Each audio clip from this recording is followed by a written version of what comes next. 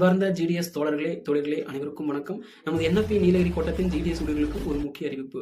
நான் ஏற்கனவே NFP GDS union தானே இருக்கிறேன்.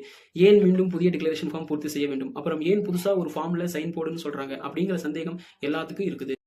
நம்மளோட என்எஃப்பி ஜிடிஎஸ் யூனியன் அகில இந்திய ஜிடிஎஸ் யூனியனோட இணைந்தது உங்களுக்கு தெரியும். இதோ அந்த ஆர்டர் உங்களுக்காக. நமது நீலகிரி டிவிஷனை பொறுத்த வரைக்கும் அகில இந்திய ஜிடிஎஸ் யூனியன் இல்லாத காரணத்தினால் நம்ம என்எஃப்பி ஜிடிஎஸ் மெம்பர்ஸ் எல்லோரும் மற்றும் புதிதாக யூனியனில் சேர விரும்பும் ஜிடிஎஸ் ஊழியர்களுக்கும் உங்களுக்கு கொடுக்கப்பட்ட புதிய டிக்ளரேஷன் ஃபார்மை பூர்த்தி செய்து இந்த மாதம் 25ஆம் தேதிக்குள்ள நீங்க நம்ம ஜிடிஎஸ் செக்ரட்டரி தோழர் தயானந்தன் தொடபட்டா பியூ அவர்களுக்கு அனுப்பி வைக்குமாறு உங்களை அன்புடன் கேட்டுக்கொள்கின்றேன்.